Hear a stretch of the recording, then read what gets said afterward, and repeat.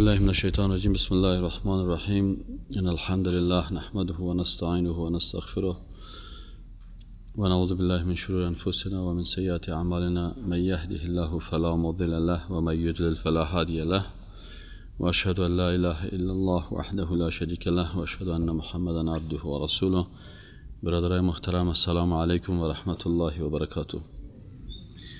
در هفته‌های قبلی ما شما موضوع وسیله و توسل سرش صحبت کردیم و گفتیم که از موضوعات بسیار مهم و موضوعاتی که زیاد جنجالی هم است موضوع همین وسیله و توسل و تقرب به الله سبحانه و تعالی می باشه.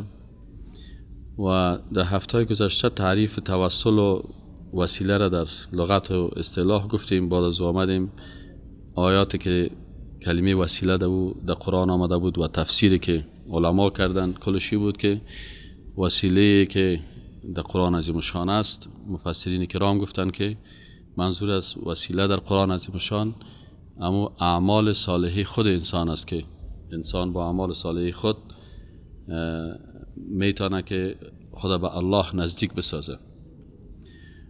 و در این هفته کلمه وسیله در احادیث هم آمده است. مثلا در حدیث شریف کلمه وسیله آمده و معنای وسیله ببینید نسبت به قرآن و در احادیث باز فرق میکنه. در آیات قرآنی وقتی که کلمه وسیله آمده بود به این معنا بود که تقرب جستن به الله با اعمال صالحی خود انسان بود. اما کلمه وسیله در حدیث شریف حدیث صحیح مسلم است عن عبدالله ابن عمرو ابن العاص رضی الله عنهما انه سمع رسول الله صلی الله علیه و سلم یقول. حضرت عبدالله ابن عمرو ابن العاص میگه که از رسول الله صلی الله علیه و سلم شنیدم که میگفت اذا سمعتم النداء، وقتی که شما آذان شنیدین، فقولوا مثل ما یقول، شما در جواب آذان آنچه که مؤذن میگه شما هم بگوین. یعنی اگه الله اکبر میگه شما هم الله اکبر بگوین، اگه اشهد ان لا اله الا الله میگه شما هم بگوین. ثم بعد از اینکه آذان خلاص شد ثم صلوا علیه، رسول اکرم صلی الله علیه و میگه که شما باز بعد از اینکه آذان ختم شد بالای من درود بفرستین. فانه من صلى علی صلاة صلی الله علیه بها عشرا.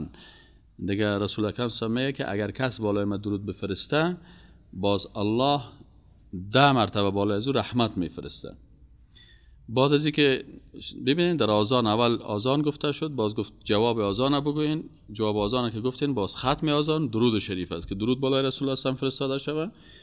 ثم صلی الله لی الوسیله، باز رسول اکرم صلی الله علیه و میگه بعد از اینکه درود فرستین به الله دعا بکنین برای ما وسیله. وسیله کدام یکی است؟ امی که مثلا اللهم رب هذه الدعوه التامه والصلاه القائمه آت محمدا الوسیله، یعنی می دعا این به اساس امر رسول اکرم صلی الله علیه و سلم از گفته که باز برای ما وسیله بجوین. این حال باز خود رسول اکرم صلی الله علیه و سلم وسیله را در حدیث ترجمه میکنه، میگه که فانها منزله فی الجنه. میگه نمی وسیله که شما برای ما دعا میکنین این چی است؟ میگه یک منزلت یا مقام است در جنت. یعنی ما شما بعد از هر آذان دعا میکنین پروردگارا بر رسول اکرم صلی الله علیه و سلم اینمی مقام منزلت در جنت عنایت بفرما. لا تنبغي الا لعبد من عباد الله، میگه این مقام کس میگه شایسته نیست مگر به یکی از بنده از بنده های الله. و رسول اکرم صلی الله علیه و و ارجو ان اكون انا هو، میگه من امید میکنم که من اونمو شخصی باشم که همین مقامی که در جنت هستی بر من داده شود. فمن سأل لی الوسیله حلت له الشفاعه، باز میگه اگه کسی بر من وسیله دعا بکنه که پروردگار همین مقام بر من بده، باز بر از او همین شفاعت من حلال میشه. یعنی اگر این مقام است شما دعا بکنین که همین مقام الله بر من بده، و وقتی که این مقام در جنت الله بر ما داد و کسی که این دعا را میکنه باز بر از چی حلال میشه؟ شفاعت ما که الله وقتی که در روز قیامت بر رسول اکرم صلی الله علیه و سلم همون مقام و منزلت را میده. همیست که در آیه شریف میگه که ولسوف یعطیک ربک فترضی، یعنی الله بر تو به اندازه مقام میده تا که تو راضی شوی. رضایت رسول اکرم صلی الله علیه و چی است که همون شفاعت امتش است که امت خدا شفاعت میکنن. پس اینال حتی ببینن رسول اکرم صلی الله علیه و سلم با وجود از اینکه پیغمبر است و پیغمبر اولوالعزم است و برش آیاتی آمده و برش وحی نازل میشه و در جنتی بودن در مقام عالی داشتن از او هیچ شک نیست، بازم رسول اکرم صلی الله علیه و سلم کلمه امیدوار میگه، ارجو ما امیدوار هستم. ببینن با اونمو تواضع خود. حالا بعضی کسایی که برای مردم خدا بسیار عالی قرار میده و در جای بلند میشینه و دیگه میگه بیا پایای مرا ماچ کو، بیا دستای مرا ماچ کو، بیا مثلا سرم ماچ کو، بیا مثلا خدا مثل سجده ور بر من بگی. عالمی کسایی که پیش از این میرن، این مشکلشان چی است؟ مشکلشان این است که یا فکر میکنن که این نفر جنتی هست، در حالی که جنتی بودن به غیر از اونم عشره مبشره که رسول اکرم صلی الله علیه و آله بر از اونها بشارت جنت داده، دیگه هیچ کس نیست، خصوصا در عصر ما و شما هیچ کس ما گفته نمیتونیم که اینمی جنتی هست و اینمی مثلا چی نداره. کل ما گناهگار هستیم. ای که مثلا کی جنتی هست، کی مثلا مقام بلند داره که باز مردم میرن مثلا دست از او رو تبرک میگیرن و سرش رو تبرک میگیرن و در قدمایش میفتن و بر از او عطا عبادت میکنن. و همین نفر که به همین کارها راضی میشه که یک نفر خود عبادت ذلت است، وقتی که یک نفر آماده میشه که یک نفر در مقابل ازی خود ذلیل بسازه، این همین نفره که خودش رضایت نشان میده، این طاغوت گفته میشه. طاغوت چی رو میگن؟ طاغوت کسی رو میگن که آماده هست که دیگرها بر ازی کارهای مخصوص الله را بکنن. سجده مخصوص کی است؟ مخصوص الله هست. رکوع مخصوص کی است؟ مخصوص الله هست. این حاله او کسی که آماده میشه که یک کسی بر ازی رکوع بکنه یا سجده بکنه و خود در مقابل ازی ذلیل بسازه و شکل نماز در مقابل ازی استاده شوه، یا مثلا تو به شکل بیخیامت و ذلت پیش بره و پیش بره، اینی نفره که به این گپا راضی میشه، اینه در اصطلاح قرآن طاغوت میگن. طاغوت میگن. طاغوت کسی است که میخواد که عبادت از عبادات الله برای انجام داده شود، مثل که فرعون میگفت انا ربکم الاعلی، و یا میخواد که قانون خود بالای مردم تطبیق بکنه، این هم طاغوت است. مثلا امی رهبرای مارکسیسم و لنینیسم و این امی سکولاریسم و دموکراسی، اینا هم طواغیت گفته میشن به اصطلاح قرآن. چرا؟ اینا میخوان که قانون خودم به ضد قانون الله قانون ساختن، میخوان که این قانون تطبیق شود، اینی طاغوت است. و کسی که میخواد که بغیر از الله برازی عبادت شود و این راضی هست، این طاغوت گفته میشه.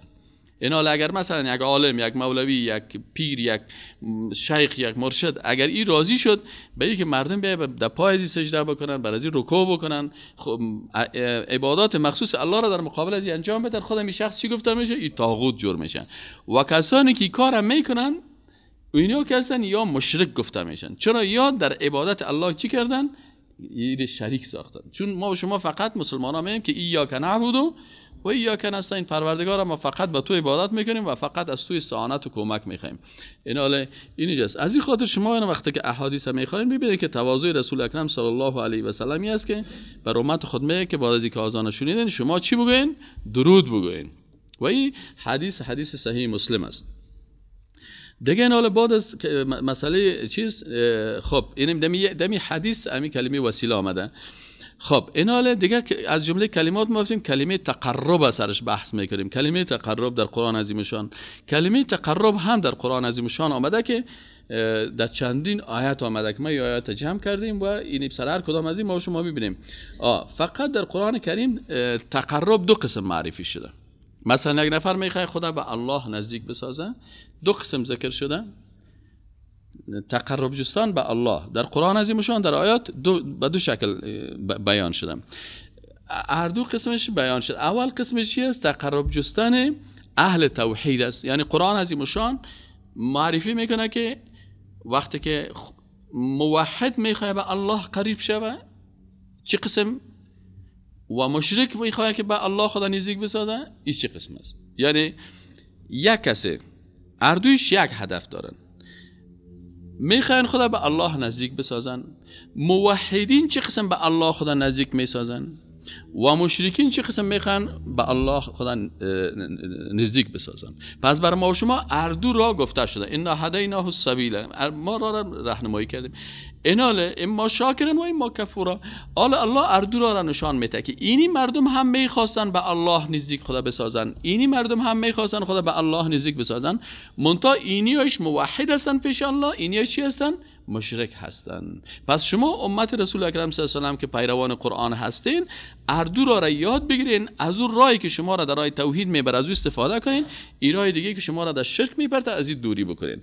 این حال مثلا ما و شما آیات میخوانیم، آیات اولی است که قسم اول آیاتی که درباره‌شون آمده تقرب جستن اهل توحید است، یعنی موحدینه که قبل از ما و شما بودن، از زمان آدم علیه السلام تا آمدن قرآن عظیم شان، کسایی که موحد بودن یا چه قسم تقرب میجستن، و در زمان رسول اکرم صلی الله علیه و آله خود رسول اکرم صلی الله علیه و آله چه قسم تقرب میجست، این آیات شریف میگه. مثلا در آیات شریف چی میگه؟ میگه و من الاعراب من یؤمن بالله والیوم الاخر و یتخذ ما ینفق قربات عند الله. میگه بعضی از اعراب هستن، کلمه اعراب وقتی که در قرآن عظیمشان استعمال میشه این جمع اعرابی هست. اعرابی مردمای بادیه‌نشینی که در صحراها میشیشتن.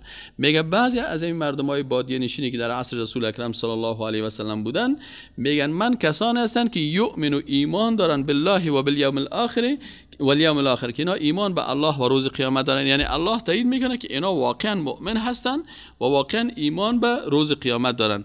یا چی میکنن؟ میگه این کسایی که واقعی مؤمن هستن به الله و به روز آخرت ایمان دارن، میگه و یتخذ ما ينفقون، اینا آن چیزی که نفقه میکنن در راه الله قربات عند الله.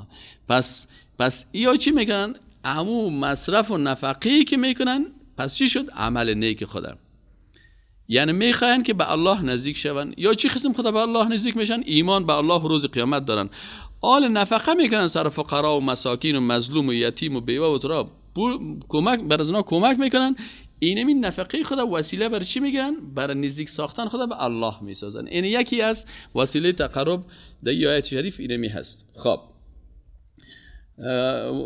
خب و صلوات الرسول، و دیگه اونمو دعاهایی که رسول اکرم صلی الله علیه و سلم میکنن و دعای پیغمبر، اینا چی میگرفتن که وقتی که رسول اکرم صلی الله علیه و سلم بالا بر از اینا دعا میکنن، این هم وسیله تقرب میگیرن. الا انها قربت الله، میگه آگاه باشین که این وسیله نزدیکی بر از اینا هست. پس انسان اگر نفقه سر فقرا میکنه، بالای مسلمانا دل میسوزانه، بالای فقرا دل میسوزانه، برای مسکین و یتیم بیوه، برای تربیت یتیم، برای رعایت از اینا، برای تعلیم از اینا زحمت میکشه. و همچنان آل خود رسول الله اکرم دعایش نیست. پس اینی کارا رو وقتی که میکنه، این چی است؟ این وسیله قربت است که انسان چی میکنه. خب یکی آیت دیگه چی است؟ آیت دیگه که سوره علق آیت 19 هم است، و آیت قبلی که من براتون خواندم.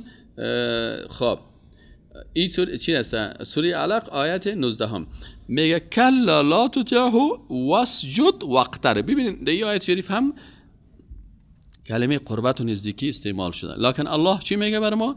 میگه واسجد واقترب. پس این کل این آیات و آیات قبلی رو برای ما تشریح میکنه. در آیات قبلی ما گفتیم که وسیله چی بود؟ اعمال صالحی خود انسان، ایمان، اعمال صالحه و دعوت، تواصل بالحق، سوره و العصر. این آیات دیگه انوزی رو تشریح میکنه. پس این آیات شریف چی میگه؟ مستقیما میگه تو میخوای به الله خدا قریب بسازی، چه قسم خدا به الله قریب بسازی؟ گفته که پیش کدام شخص برو، در کدام قبر برو، این طور به الله نزدیک میشه؟ یا گفته که واسجد، چی کو؟ سجده کو. پس انسان مسلمان وقتی که سجده میکنن، با سجده به کی نزدیک میشه؟ به الله نزدیک میشه. این هم از موحدین است. دیگه آیت شریف که از موحدین میگن که مثلا انسانای موحد که خدا به الله میگه که اذا سألك عبادی عنی فانی قریب. میگه وقتی که بنده های ما درباره ما سوال میکنن، من به بنده خود نزدیک هستم. پس ایناله ببینین اینجا مفسرین کرام حتی در باب عقیده چی میگن؟ میگه شما کل آیات مقایسه بکنین، در دیگه آیاتی که درباره عقیده نیست، مثلا میگه و اسالونک عن المحیط، ای پیغمبر تو را درباره حیض سوال میکنن، بازو یک کلمه قل آمده بر پیغمبر گفته که تو معلم هستی، تو برشان بگو.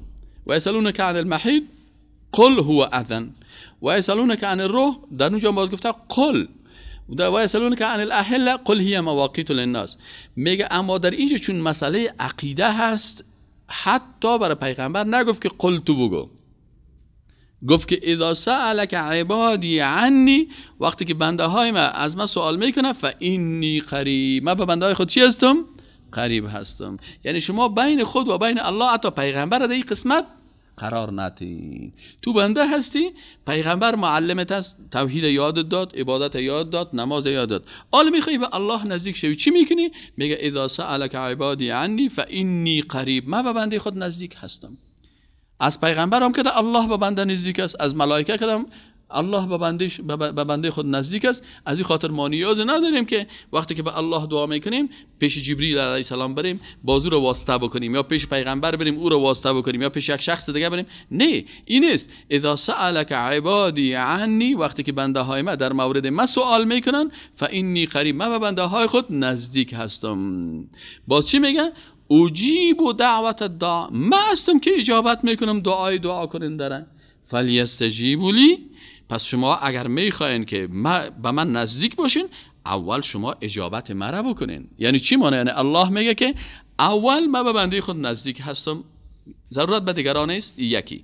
دوم، اگر شما میخواین که به الله نزدیک شوین باید سجده بکنین. سوم میگه وقتی که شما میخواین که به الله نزدیک شوین، شما اول من دعایت میشنوم، لکن به شرطی که تو اول اجابت اوامر مرا بکنیم. ایمانت درست بساز، اعمالت درست بساز، غذایت حلال بساز، لباست حلال بساز، عقیدت جور کو، طاعات عبادت بکن، بعد از او بر من رجوع بکن. پس الله میگه فلیستجیبوا لی ولیؤمنوا بی، عالی کسایی که میگه شما به من اجابت بکنین و ایمان برین. این حال اینجا هست اصل چی شد که وسیله نزدیکی به الله چی است؟ که الله به بنده خود نزدیک است به شرطی که بنده ایمان داشته باشه، به شرطی که بنده اعمال صالحه داشته باشه، به شرطی که بنده سجده بکنه. با این ایمان داشتن و عبادت خوب و اوامر الله را تطبیق کردن و سجده کردن به الله تو نزدیک میشی. اینی هست چی است؟ اینی هست راههایی که قرآن انسان نشان میده که چه قسم خدا میتونه به الله نزدیک میشه. آیت 4 که در این باره هست که در این یک کلمه همین تقرب آمده، میگه ولقد خلقنا الانسان و نعلم ما توسوس به نفسه. الله میگه ولقد خلقنا، میگه ما خلق کردیم انسان را و میدانیم که ما توسوس به نفس، آنچه را که وسوسه میکنه نفسش، و نحن اقرب الیه من حبل الورید، میگه ما به بنده خود از شارگ گردنش هم کردن نزدیکتر هستیم. این شارگ گردن است. وقتی که شارگ گردن است و بنده به الله به بنده خود از شارگ گردن هم نزدیک است با علم خود. الله عالم الغیب است. پس از شارگ گردن تو هم کرده آنچه که در قلب تو است، چون عالم الغیب است به تو نزدیک است و هر لحظه تو را و آنچه که در قلب تو خطور میکنه این میمونه. این حالا اگر یک کس موحد است و یک کتاب پرست است و این میفهمه که وقت انسان قرآن میخونه و عقیده خود از قرآن میگیره، خود به خود آیات قرآن قلب انسان از مخلوق دور میسازه. مخلوق هر قدر مقام داشته باشه بازم در مقام الوهیت ایره قرار نمیده. پس مقام الوهیت، مقام که انسان به خالق خود رجوع میکنه، اینمی هست که وسیله تقرب. حال زیادتر مردم ها که است والله نیست ما توسل با فلان شخص میکنیم، توسل با فلان شخص میکنیم. چرا این زیاد پشت اشخاص ما کم گرفتن؟ به خاطر که آیات قرآن و عظمت خالق در قلب ازی جای نگرفته. شیطان چی میکنه؟ شیطان میخواد که عظمت مخلوق در قلب انسان جای بده و توجه انسان به طرف مخلوق باشه. قرآن میگه نه، عظمت خالق باید اینجا چیز شود در قلب تو جای بگیره. اگر میخوای به الله خدا نزدیک بسازی، به سجده به الله نزدیک بساز، به ایمان به الله نزدیک بساز. مشکل داری به الله، المجیب صفت پیغمبر نیست، المجیب صفت جبریل علیه السلام نیست، المجیب صفت الله است. از اسماء الله الحسنى المجیب است. از این خاطر میگه اجیب دعوت الداع. و در آیت دیگه چی میگه؟ باز میگه و نحن لاقرب الیه من حبل الورید، ما به بنده خود از شارگ گردنش هم نزدیک هستم، به شرطی که این بنده ایمان داشته باشه، به شرطی که این بنده عقیده داشته باشه، به شرطی که این بنده به قرآن و به عظمت خالق این عقیده داشته باشه، به شرطی که تحت تاثیر مخلوق نرفته باشه. این شد نوع اول آیاتی که درباره امی تقرب یا نزدیک شدن بنده های یکتا پرست است. اینال قرآن عظیم شان وقتی که چیزای خوب نشان میده، چیزای منفی را هم نشان میده که مبادا شما به مرض که بت پرستا و کسای دیگه که مشرک شدن به او شما مبتلا نشین، ایره هم بر ما نشان میده که این راه توحید که بر شما نشانم. حالا خیسه کنین که مشرکین چی میکنن. این حال دومش تقرب جستن اهل شرک است. اهل شرک در آیات قرآن شریف چی میکنن؟ اول آیات قرآن میگه که الا آگاه باشید لله الدین الخالص، دین خالص، دین توحید واقعی مخصوص کی است؟ مخصوص الله است. اینا رو چی میگه مشرکین حالا قصه اشاره میکنه، میگه والذین اتخذوا من دونه اولیاء، کسانی که بغیر از الله دیگران را ولی و دوست خود گرفتن. الله ولی الذین آمنوا، دوست حقیقی مؤمنا کی هست؟ الله هست. اما کسانی که عوض دوستی الله دیگه دوستا را اختیار کردن، یا میگه چی مشکل داشتن؟ میگه والذین اتخذوا من دونه اولیاء، یا چی میکردن؟ مستقیما به الله رجوع نمیکردن. اول میرفتن پیش یک مخلوق، یا از این مخلوق مجسمهش بود، یا قبرش بود، یا هر چیزی که دیگه بود، یا درخت، یا هر چیزی که بود. میگه والذین اتخذوا من دونه اولیاء، میگه وقتی که این کسانی که بغیر از الله دیگر اولیای خود، دوستای خود گرفته بودن، یا چی میکردن؟ میگن یا میرفتن پیش بتها، پیش قبرها، به مخلوق رکوع سجده میکردن. خب از پیش از اینا پرسان میشد که شما خدا را میشناسین؟ بله ما خدا را میشناسیم. خالق آسمان و زمین کیست؟ میگه الله هست. خی پیش از این بت چرا میری؟ به این قبر چرا سجده میکنی؟ جواب مشرکین قرآن برای ما میده. میگه و چی استدلال میکردن؟ میگفتن ما نعبدهم الا لیقربونا الی الله زلفا، میگه ما یارا عبادت نمیکنیم مگر به خاطر ازی که یا ما را به چی میکنن؟ یا ما را به الله قریب میسازه. پس مشکل بت پرستا و قبر پرستا دا چی هست؟ که اونا عقیده دارن که الله دور است، بعید است. به آیت قرآن که گفت و نحن لاقرب الیه من حبل الورید باور ندارن. به آیت باور ندارن که واسجد واقترب، بیان باور ندارن. به چی باور دارن؟ که والله از ما الله بسیار دور است. پس چی کنیم؟ پس ما میم اول به این مخلوق خود نزدیک میسازیم، ای باز ما رو چی میکنه؟ به الله ای ما رو قریب میسازه. این گپ از کجا پیدا شد؟ اساس گپ چی است؟ اساس گپی است که اینا یک مشکل شرکی دارن. اون مشکل شرکی چی است؟ اون مشکل شرکی است که خالق متعال با پادشاه ها و رئیس جمهورا تشبیه میکنن. فهمیدین؟ خالق متعال به کی تشبیه میکنه؟ به پادشاه تشبیه میکنه. اینا ما اینا مثالش عملی براتون نشان میدم. مثلا یک نفر که قواری خود پادشاهی داشته باشه، بیایم اینجا بشینیم ببرش. پادشاه رئیس جمهور آینده خلیفه مسلمان‌ها قرآن را بسازه. خب چون کلمه رئیس جمهور در قاموس اسلامی جای نداره، کلمه رئیس جمهور کلمه است با معنای بسیار دیگر داره. خب حال مثلا این مشکل مردم در چی است؟ مشکلی است من براتون گفتم که شرک از کجا پیدا میشه و مشکل از کجا پیدا میشه. مثلا این کسایی که میگن ما به الله مستقیما رجوع نمیکنیم، پیش دوست الله میریم تا او ما را به الله قریب بسازه. چرا؟ این عقیده خود از کجا گرفتن؟ اگر از قرآن میگرفتن، خب قرآن چی گفت؟ اذا سألك عبادی عنی فإنی قریب. خب حالا چرا مثلا یا این کار میکنن؟ به خاطر از یا خالق با مخلوق، او خالق متعال با این مخلوق چی کردن؟ با پادشاه ها تشبیه میکنن. چه قسم تشبیه میکنن؟ مثلا اول بیایم کی رو بفهمیم باز رو میفهمیم. حال من یک کارم بند است، یک عریضه دارم پیش پادشاه صاحب. خب حالا ما میخوایم که پیش از این پادشاه بیایم، تو عریضه داده است میای در پیش پادشاه. وقتی که میای تو اینجا است. خب اول اینی صاحب بادیگارد از این پادشاه است. صحیح؟ حالا ما که اینجا میگم ما بیادر من اگر از حق دارم میخوایم پیش از او برم، این میگه نه نیست، اجازه نیست. چی نیست؟ اجازه نیست. بان برم؟ نه راه بند است. خب چرا راه بند است؟ پادشاه ظالم است. این مردکه رو در راه استاد کرده؟ صحیح نه؟ پس من بعد از این رفتم؟ نمیدونم. صحیح شد نه؟ اگر پادشاه ظالم نمی بودی نمیگه بیار هر کس قامت بان کردی خدا بیاره. صحیح شد؟ پس ما فهمیدیم که پادشاه ظالم است، این برای من اجازه نمیده که من پیش از او برم. خب آله من مجبور هستم به خاطر که پیش از او خدا برم. حالا بیان خیر از ثواب داره، کل مردم ماندی مرا ماند که نه نمیمونم. اینا چی میکنم؟ من کس را پیدا میکنم که این نفر بسیار آدم قوی، مثلا این برادر زدم پاسا خودم دارای دسته دست دست اینا رو که اینجا آمدم، وقتی که پیش از آمدم کتازی که رفتم این آل پیش ازی که میایم این سر ازی رای نزن برام تو خوب شتاخته است این کتازی گرفتیم سیزده اینا رو میره راستم پیش ازی من رو گیره میگیرم تو چی هستی؟ سیزده اینال ای چی شد؟ وسیله ما شد به نزدیکی برای کی؟ برای پادشاه. اینال در اینجا چرا ای پادشاه برش وسیله ما آوردم؟ عادل است یا ظالم؟ اگرچه خنالی پادشاه برای من اینال خوب احترام هم میکنه، جورپسانی هم میکنه، چرا؟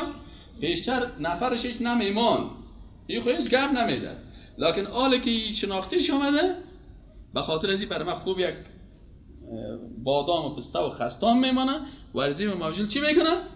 امضا میکنه. خب پس چرا ما وسیله رفتیم پیش یک کسی دیگه گرفتیم که این مرا بر از این نزدیک ساخت؟ به خاطر چی که پادشاه چی است؟ ظالم. یک دلیلش. دومش احیانا مثلا من اینو چرا وسیله میگیرم برای خود؟ میگم بیا به خاطر ازی که من خودم ظالم هستم، پادشاه خوب آدم است، لیکن من مستحقی نمی تجریب زمین نیستم، از طریق از این میخوایم چی کنم؟ امضای چی کنم؟ امضای جعلی بکنم. پس واسطه که میبریم، من یک روز رفتم یک جای یک پاسپورت کار داشتم، نه رفتم که دوجه مردکه میخواستم حج برم، رفتم برای این نفر گفتم صاحب چی است دارن دروازه گفت نه اجازه نیست فلان است فلان است. پیش از این نفر که رفتم در سر میز شیشته همین که پاسپورت میداد ایت روی خودم بالا نکرد، من گفتم سلام علیکم جواب سلام آدمگری زگمی پاسپورت ندیم آدمگری سلام خوالیک بگی این هیچ نمیگرفت تا چه واسکش گفت نه اجازه نیست برو یک ماه بعد بیا. اما با سواش رفتیم یک کسی که پیدا کردم آورد صاحب برام شش استاد او برش معرفی کرد که استاد است این ترسه صاحب رفت بادام ما آورد پستا ما آورد. من دیگه در دلم سنتی که سعی میکنیم دیگه برام احترام استاد محترم ما با استادا احترام داریم قدر داریم فلانی داریم. ما گفتم نه خاین من دیروز استاد نبودم این خود مرا استاد جور کرد سیزنی دیروز خود تو مرا استاد کرده بودی ها حالا که شناخته پیدا کردی تو احترام پیدا کردی بادام پستانه نه آدم خو نیستی خو مجبور بادامتون تشکر صاحب قربان داد ما صاحب استادا خدمت داریم آجیل پاسپورت حواله میشه آجیل کارت میشه فلان میشه خو کار مرا کرد لکن من قلبا چی فهمیدم گفتم تو ظالم هستی تو خائن هستی تو عدالت نداشتی اگر میداشتی خود دیروز می کار مرا میکردی احترامه. پس ایناله وقتی که پیش پادشاه آدم میبره وسیله به سه دلیل داره. یک دلیلش پادشاه ظالم است یا خود پادشاه ظالم است یا دو من ظالم هستم که میخوایم کار ناروای خودم رشتیم قبرکنیست میرم وزیر سطامه میشم سیزه اینه یا مثلا رشتهش سای منصب است میره وزیر ترانسپورت و فلانی میشه تیارا را امرش میده سیزه ایناله یا من ظالم هستم یا ای ظالم است و یا این پادشاه بیچاره نمیتونه کل کار مردم بکنه مجبور است برای خود چی بگیره بادیگارد بگیره وزیری بگیره چی بگیره. اگر کسی برای الله واسطه میبره مخلوقه یا در عدالت الهی شک داره کفر است. متوجه شدین چه خطرش در کجاست؟ بعضی کسا من نمیگم این خوب آدم نیست من در خوب آدمی از هیچ شک ندارم سیز نه این که من کمک کرد اما مشکل من در چی است؟ که از این آدم است. ایناله وقتی که بسیاری وقتا ما میگیم که بسیاری کسا ما میریم پیش از این دوست خدا کی مرا به خدا نزدیک بسازه چرا پیش از این دوست خدا میری کی تو را به خدا نزدیک بسازه؟ یا در این شک داری که الله عادل نیست مثل از این پادشاه واره پس برش باید چی رو بری؟ واسطه رو بری. یا خود ظالم هستی اوامر الله را تطبیق نکردی اونجا نماز خوانده میشه تو نمیری نماز فرضی رو نمیخوانی در قبر شاه شمشیرش چنگه وزی توق شور میتی سیز نه؟ میخوایی از طریق شاه شمشیره نمازهای تو او بخوانه او برات یک کارت بده چرا باید نمیری در مسجد نماز نمیخوانی که آمدی اینجا هستی؟ یا این دو مشکل داری یا سه مشکلی هست که الله تنها کار خودش به بنده های خود رسیدگی العیاذ بالله نمیتونه، پس ما مجبور هستیم پیش کی بریم؟ پیش سکرتر و پیش رئیس دفتر و وزیرش بریم. از این خاطر آیت قرآن چی میگه برای مسلمانان؟ اذا سألك عبادی عنی فإنی قریب. اول من به بنده خود چی هستم؟ نزدیک هستم. شما صاحب بفرمایید با کار ندارید سیزی؟ ها؟ این حاله؟ مطلب واضح شد نشد؟ ها؟ عالی عقیده خاطر نیست که مثلا این نفر در خانه مسلمان پیدا شد، والله صاحب در افغانستان یه گپ است که والله مثلا پدر کلان مسلمان بود، خلاص دیگه من هر کاری که کردم من مسلمان هستم. نه، عقیده خو وقت کار داره. تو باید وسیله را بفهمی، توسل را بفهمی. علت از اینکه چرا مردم آل قرآن عظیم شان میگه که والذین اتخذوا من دونه اولیاء، کسایی که بغیر از الله ولی و دوست گرفتن، چرا برای عبادت میکنین؟ چرا به این بت میری سجده میکنی؟ چرا به این قبر میری سجده میکنی؟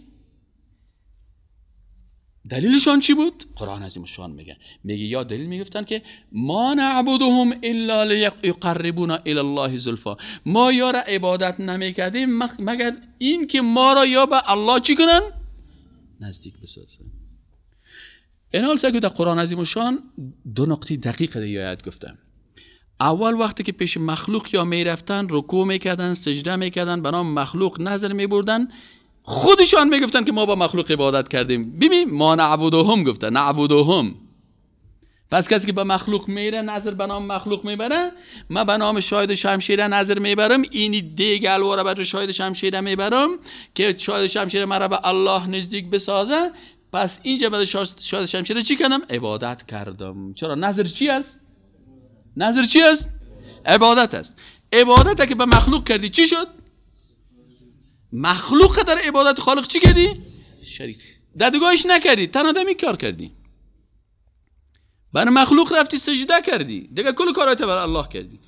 در سجده که عبادت الله هست، مخلوق چی کردی؟ شریک ساختی. اینجا خطرش است. این حال کسایی که در درس عقیده اشتراک نمیکنن و میخواین که ذکر بکنن و عبادت بکنن، یا بیچاره برشان مشکل اعتقادی پیدا میشه. و خطرناکترین دشمن شیطان است. شیطان تو را وسوسه میکنه. همین گپا رو نمیفهمن بسیاری کسا. والا من این نفر دوست دارم، این بسیار. ما در دوستی نفر شک نداریم. ما در دوستی و خوب آدمی شاید شمشیره شک نداریم. ما در دوستی و محبت و بلند مقامی صحابه کرام شک نداریم. لکن ما نمیخوایم که یاره در بین خود و خالق خود قرار بدیم. چرا؟ به خاطر که خود خالق گفته که کسایی که مشرک بودن قبلا میرفتن به قبر یهود و نصارا که به قبر لعن الله الیهود و النصارا اتخذوا قبور انبیائهم مساجد. قبر پیغمبر چی ساختن؟ سجدگاه ساختن. چرا به قبر پیغمبر سجده میکرد؟ میگه فی پیغمبر مرا به الله چی کنه؟ نزدیک. پیغمبر تو نگفته که برای من سجده کن. گپ سر پیغمبر نیست. شخصیت پیغمبر هیچ کس انکار نمیکنه. شخصیت اولیاء الله را هیچ کس انکار کرده نمیتونه. الا ان اولیاء الله لا خوف علیهم ولا هم یحزنون آیت قرآن است. اولیاء الله شخصیت های بزرگ هستند، لکن مشکلی است که تو بین الله و بین خود اولیاء الله را چرا قرار میدی؟ آیا الله دور است که میخوای از طریق خدا نزدیک بسازی؟ آیا الله اجابت نمیکنه که این اجابت بکنه؟ آیا در عدالت الهی شک داری؟ از این خاطر میگه که این مردمای مشرک میگفتن که ما اینا را عبادت نمیکنیم مگر به خاطر چی عبادت میکنیم؟ که لیقربونا الی الله، که ما رو به الله چی کنه؟ قریب بسازه. الله چی میگه؟ صحیح قرآن رسول اکرم صلی الله علیه و قرآن گذاشت. ما مردم افغانستان که مشکل داریم و تمام روز جنجال است، علی وهابی هست، علی فلانیست، یعنی میگه پاره کشیدن که قرآن نخوان که وهابی میشی، آیات نخوان که وهابی میشی، حدیث نخوان که وهابی میشی. اصلا مشکل ما چی است که از قرآن ما را به شکل از اشکال چی کردن؟ دور ساختن. یک نفر از خفتن میشینن تا صبح. من نمیگم که مولانا روح خراب آدم بود، ما ادبیات خوش داریم، لکن شعر مولانا خوب است یا یک آیت قرآن؟ ما صاحب در قریه ملائق مولانا خان است، در یک قریه صاحب بری 15 تا مولوی کلش مولانا خان. من در قریتون یک مفسر قرآن باشه که یک آیت قرآن برای مردم تشریح کنه که همه قبرشان بگویه که صفت مجیب الله چی است. برو همین از بسیار مثلا برو در بسیاری جای مثلا که برن این طور مثال در یک مسجد یک کسی هست مثلا 10 سال مولانا را خوانده، برو برش بگو برادر عزیز 10 سال مولانا خوان یا آسا میخوایم تا چند بجه شب میشین؟ تا 2 بجه شب. همین صفت مجیب الله را بر ما در 2 جمله 2 دقیقه گپ بزن. والا صاحب میگیره من نمیفهم. والا نمیفهم. پس وقتی که صفت الله را نفهمیدی چطور میتونی که تو یک انسان یکتا پرست باشی؟ نمیفهمه. چرا؟ از این خاطر مشکلی است که ما را به شکل از اشکال شیطان از قرآن و از فهم قرآن چی کرده؟ دور کرده. اگر ما این مسجد بگوییم برادرای عزیز به خاطر معرفی یک رهبر مثلا فلانی از رهبرای اسلامی یک محفل داریم، باور بکنید این مسجد جای شیشتر نیست. صحیح؟ باور بکن. اگر این امروز دمی هفته برو اعلان بکن یک چند مسیج طور مثال روان کن، بگو روز جمعه ساعت 2:30 بجه در مسجد عثمان سرک چی میگن همین نوابات دکیپک عقب تانگ تیل بسیر سالنگی مسجد عثمان، امامش هم مولوی صاحب عبدالسلام عابد. اینجا روز جمعه ساعت 2:30 بجه عوض درس عقیده معرفی یکی از شخصیت های سیاسی هست، نامشان بگی. بعد از صاحب بیا اینجا صاحب در این مسجد که پلاستیکا دادن دروازه صاحب بوتای تا وقت در پلاستیک میمونه. صاحب بوتلای هاو صاحب پیشریت ماندگی است. صاحب با سعی کنی که مثلا کت چپن و کت قرقلی صاحب کلگی آمده صاحب اونجا شیشتگی. والله بر استاد دایی نوبت هم برسه. از استاد دایی باز از اون صاحب در آخر یک سوال میکنیم، باز اون نتاقه کشان باز برام یک تونگه میدن. استاد وقت بسیار زیق است، بسیار کم است، یعنی شما یک بوته اضافی آمدین دیگه خواسته میتان در لیست یک کمک متوجه باشین. خب صحیح است بچه‌شم صاحب با بازیگان فهمیم والا صاحب اگه مریش نه شما را خب به خاطر ازی گفتیم که بازی جوانا که به خاطر شما آمدن یا را خواستیم چون در لیست نامتان است که یک 80 نفر 100 نفر از خاطر شما هم شکار شود اینجا بیایه. خب اون تو خودت گپ مپ نزن دیگه، تو بان که همین وکیل صاحب گپ بزنه، بان که این میمانای نو گپ بزنه که. اما اگه برای این مردم بگویی که برادر عزیز صفات الله بیان میشه در این مسجد، بازی یکی رو ببینی صاحب کتابچه یکی در دستش اون دو پالوگک ستون شیشته که چه وقت هوا کنم صحیح.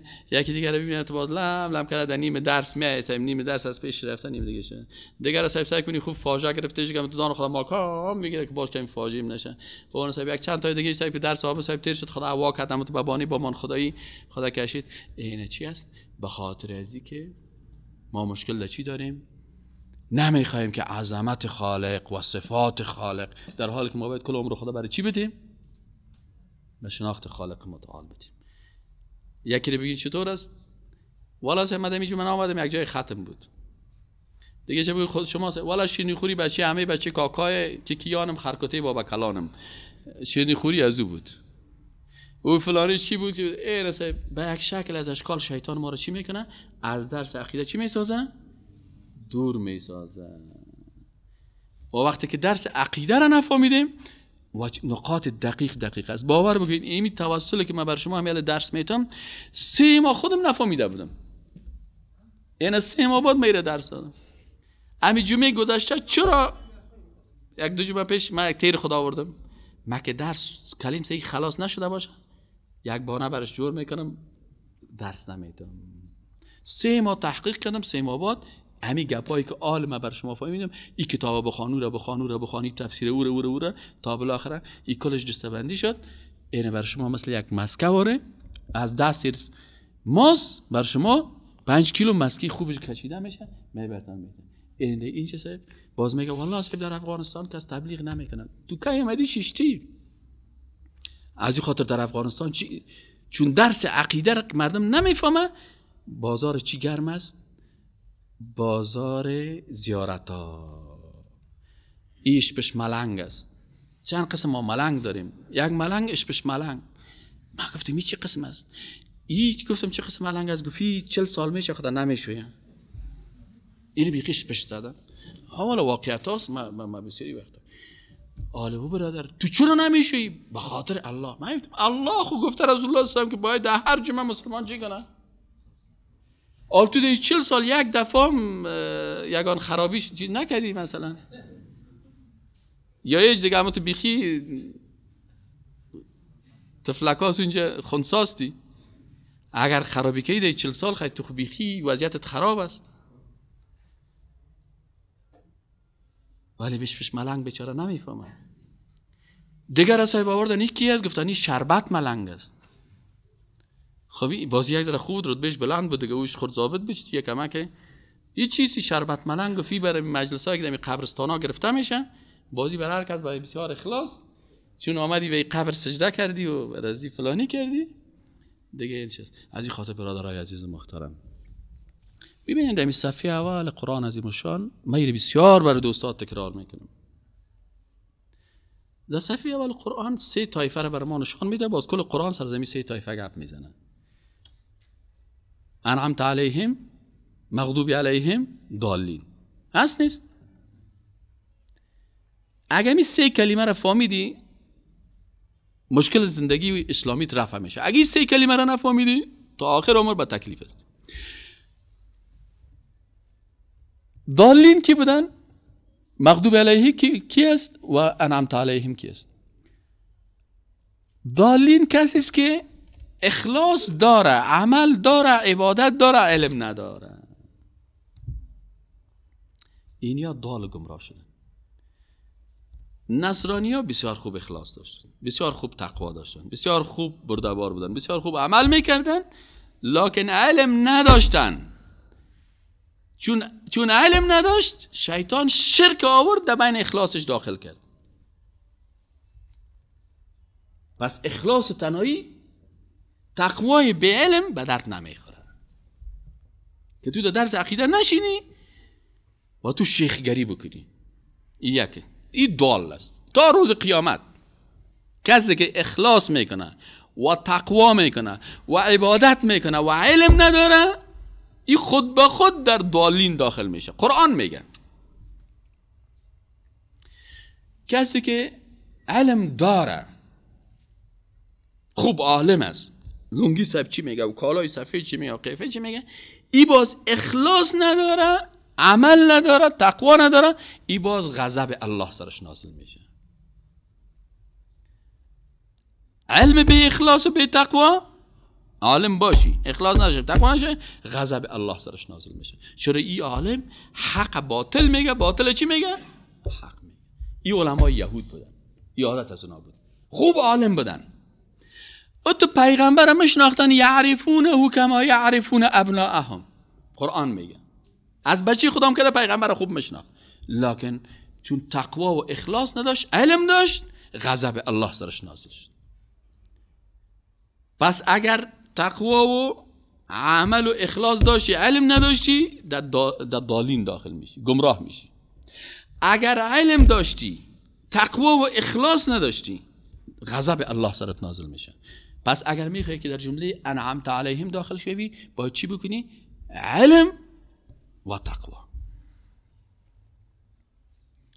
عقیده را بفهم تقرب بفهم وسیله را بفهم که الله به من از شارک گردن نزدیک است. بفهم که شفا در قرآن است. حالا وقتی که من میفهم که شفا در قرآن است و الله از شارک گردن نزدیک است برای من یک تکلیف پیدا میشه.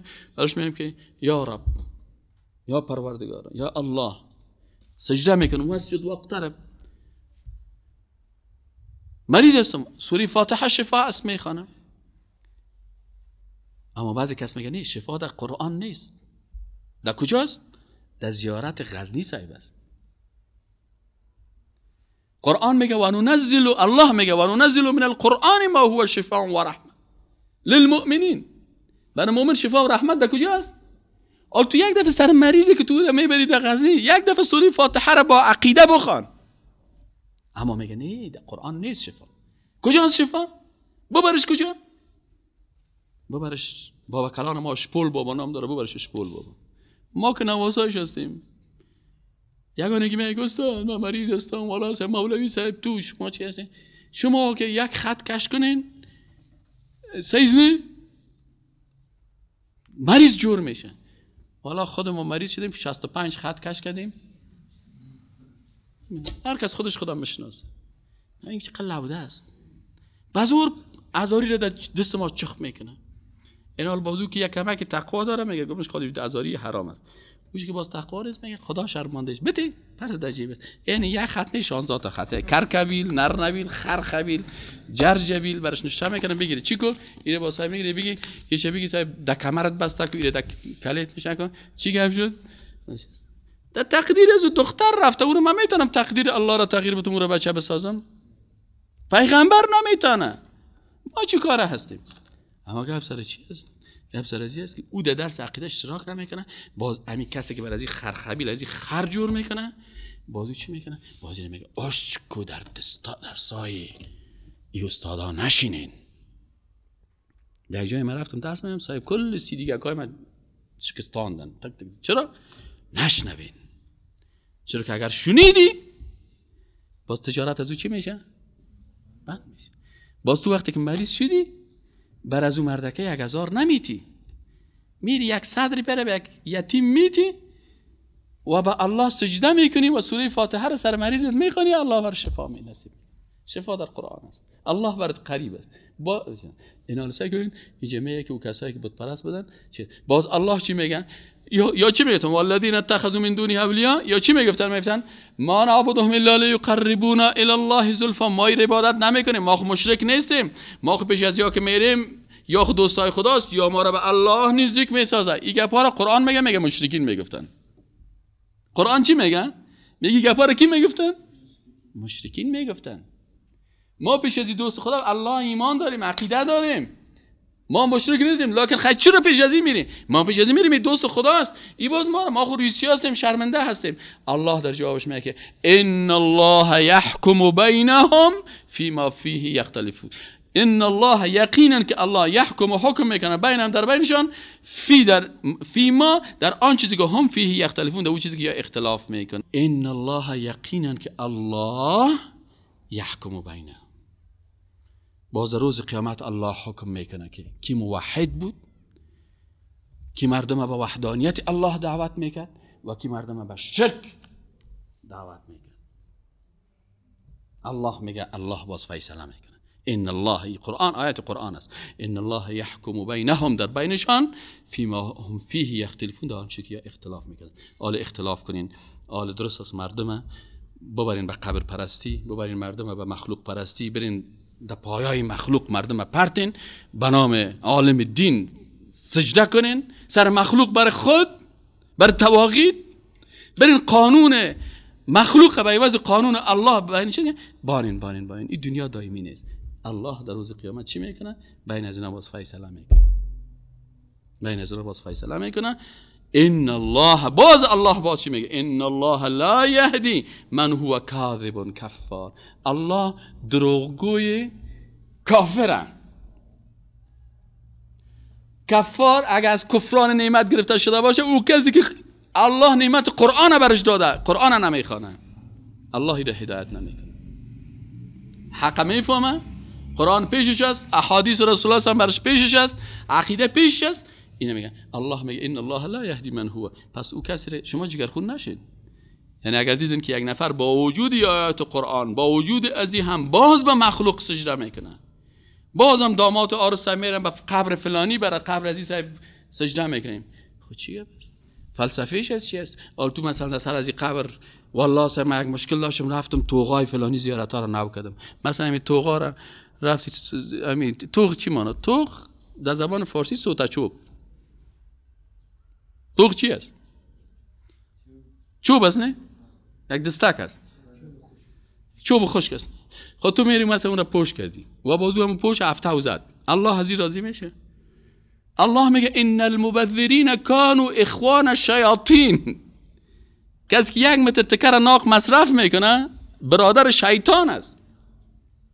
چرا تو همین 3 متر تکر توغ پوش میکنی؟ چرا برای یک یتیم کالا نمیگیری؟ الله امر برای یک یتیم کالا بگیری خوب است یا یک چوب پوش کنی تکه زری بازو رو مفتاح بزنه خراب بکنه؟ کدامش؟ یعنی حداقل الله بر انسان نعمت علم داده. علم انسان یک نعمت است، عقل انسان دیگر نعمت است، حس انسان دیگر نعمت است، قرآن دیگر نعمت است. از این نعمت ها استفاده بکن به شکل معقول. حالا مثلا برو یک دونه چوب پشت بکن در سر چیز بود، اون دو که بیای میگه خب والا اون دو خنده میکنه، اون دو میگه ما همین چوب یکمه که از هنر کار گرفتیم برای یک دان و بینی و قواره و لبسیرین سرخی سفیده کردیم. شما خود چوب خالی نه. اون دو یکمه که چی کرده؟ سبحان الله. اینی رو میگه که آخر زمان خطرش دیگه است که انسان عقل داره از عقل خود کار نمیگیره. از این خاطر امریکایی از عقل خود کار میگیره و قرآن ایمان میاره، مسلمان و خوب فکس میشه. روسی وانا قاری سبب میشه شیشته قاری سبب تو بیا بود چی بود درست بشه باش باز میگه شاید یگان تا اخبار استاد که از تاریخ تیر شده است اپدیت شدگی.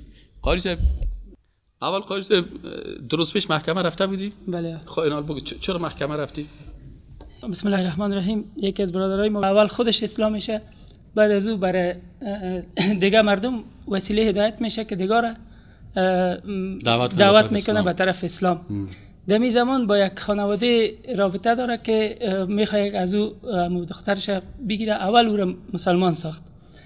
نامش ژینا بود. دختر روسی را دعوت میکنه مسلمان میشه به اسلام. دختر مسلمان میشه باز کاتش نکاح.